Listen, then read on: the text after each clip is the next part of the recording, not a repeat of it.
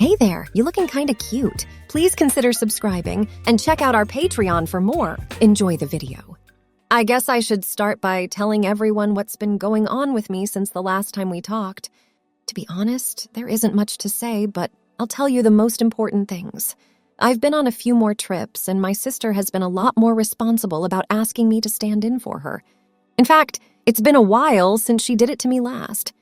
She did take me out once as myself to a great club where I had a great time. I have started hanging a map of London in my room.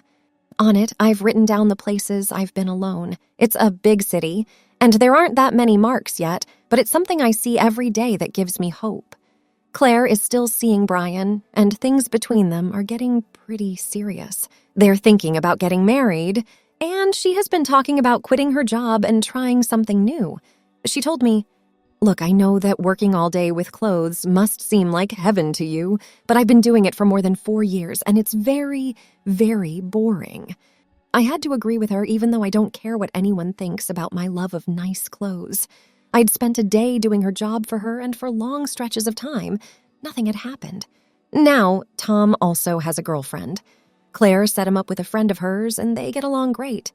I think she felt bad about what happened with us, but she did find him a nice girl. And it's always nice to see a good guy get what he deserves.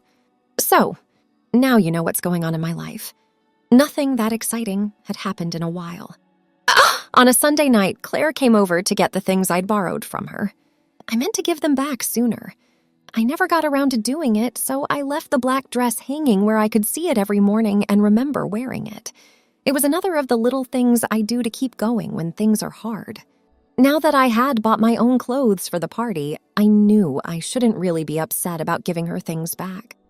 "So, do you want to go out again?" "When?" she asked me. "This weekend, maybe. It's very tempting, but let me look at my schedule for Saturday first."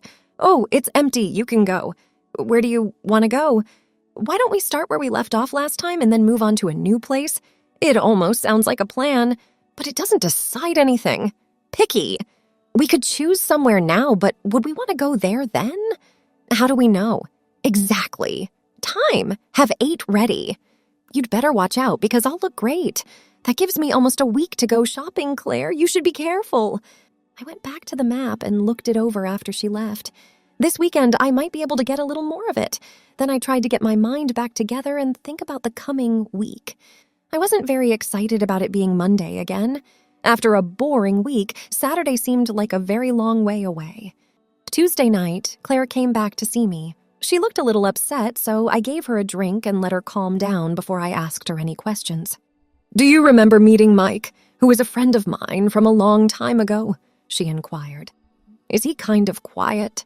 Shy and quiet? Maybe, even if you remember him, it doesn't really matter. Yesterday, I went to see him. He's not in great shape right now. I showed that I was interested and waited for her to keep talking. Well, it turns out that he might have the same problem as you, but he can't handle it the way you do. He is a very different person. I worry about him because I think he might go crazy. He looks like he is very confused and sad. It was hard for me to get him to say anything. I could tell it hurt him a lot to talk about it. But since I know you, he finally told me enough for me to figure it out." "You mean?" She gave me a dirty look. "I like him and will help him. I suppose you've got a plan." Those were scary words, but I knew what she was planning because I had helped her before. "I have, yes. It's smart, but I need your help with it. Don't go to that party on Saturday. You're going out with a new girl. We all have to give up things from time to time. So that's the plan. You do take him out to a safe place. That will be fun for him and help him see things in a new way. When you tell him you're not really me, he'll see what he can do if he wants to. He'll also know about you and know that he's not the only one going through this. It might help him a lot." "What are you going to do while I do this?" "I'll be with Brian, and we'll make sure the evening goes off without a hitch. You know, I'm not sure about this. Please do it for me." She looked at me with that "don't mess with me" look again, and I had to agree. "Oh, I know I won't be able to rest if I don't do this. Okay, I'll do it." "Excellent. Then it's time for Operation Cinders. Just remind me which one of us is the ugly one. Don't ask, and get me another drink." On Wednesday night, Claire went to see Mike again. After work, she shopped for about an hour at the department store where she worked, and she took the things she bought with her. Her bag also had the things she bought at a small, kind of tacky specialty shop. She would have rather not gone there, but it was the only place she could quickly and easily buy a few things. I have something to give you. What kind of gift, these? She gave him a bag with 2 full outfits and everything that went with them in it. But what do these things do? I paid close attention to what you said the other day. Now is your chance to find out what you want. On Saturday, we're going out. You'll wear one of these outfits because they have everything you need. Wear this, me? Yes, my dear, that's right. I can't go out looking like a girl. What do you think people will say? Who is that? How do I get in touch with you? How are you? You have beautiful eyes. Do you know where my sports car is? Men will say anything. Don't take a word of it seriously. They only want one thing, and most of the time it's the TV remote. Don't try to trick me. I'm not. I think we can make you look good enough so that you can enjoy it. You have until Saturday to get used to everything, including the clothes. Don't worry about your makeup. I'll take care of it. All of this is a bit surprising. A few books and magazines are also in the bag. Read them, because I'll have questions for you later. Is it really possible?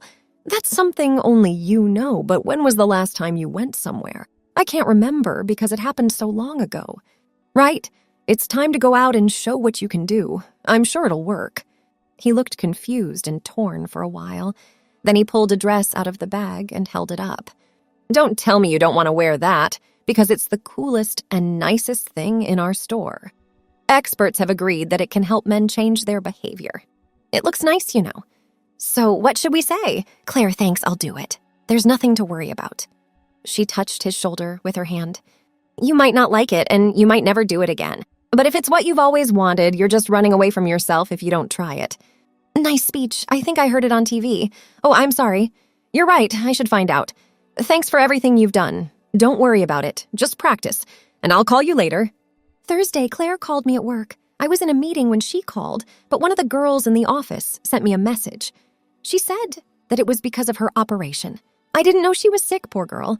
You have never talked about it before. Well, it's not a big deal, and she'll be fine. I should give her a call back and ask what's going on. How did it go, Claire? Yes, I've already given him everything he needs. Are you all set? I'll help you get ready on Saturday afternoon. You are going to a small club in the middle of town. I have set up a table. What else have you made plans for? I don't want to give anything away. Why does that bother me? Don't worry, everything will be fine. I have worries. It makes sense when you start making plans. See you on Saturday. Everything will work out. After talking to her, it was hard for me to focus on my work, but I tried. I wondered if anyone would ever read it or if I should just throw it out. Oh well, it pays the rent and the bills for clothes been pretty high this month. I bought a new outfit for Saturday, but I'm going to wear one of Claire's instead. Don't worry about it. I'll use it the next time we go out. I had plenty of time to get ready when I got to Claire's apartment. She was ready to greet me and seemed happy about something. I get nervous when she smiles like that. So I'll leave you to it and you can use whatever of mine you want. She told me that you know what looks good on me. Then, where is Brian? At home. He is getting ready. You won't also make him dress up for this, right? For a girl, he's pretty tall. No, that's wrong. He has to do his own work tonight. I'll also be there. I'm good at hiding myself, so you won't see me.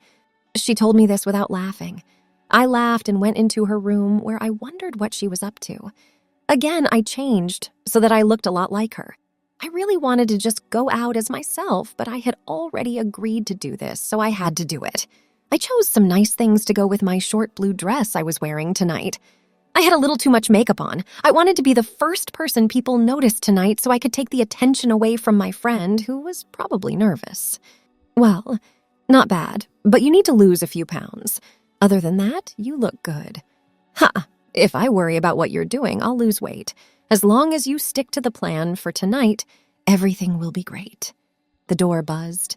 Ah! Your horse-drawn carriage is here. I thought taking a taxi would be safer than taking public transportation with a lot of people. Well thought out. I'll run over and help her get ready. Right. If you don't do this well tonight, you'll be in trouble. I gave a sarcastic salute and then left the flat. I got into the taxi. It was the first one I'd ever seen that looked brand new, and I'd lived in London for more than 10 years at that point. "You have a nice car." I heard some strange mumbling back at me. Anyone who has ever taken a taxi in London won't be surprised by this. Even though I could only see the back of the guy's head and he was wearing a cap, I had a funny feeling that I knew him. I couldn't really place him, so I set it aside and gave him the address. When Mike's door opened after I knocked on it, I was a little taken aback. She didn't wait for someone else to get her ready. Instead, she got herself ready. Thanks for watching. Check out Patreon if you want to have early access to the other parts. If not, it will be online in a couple of days.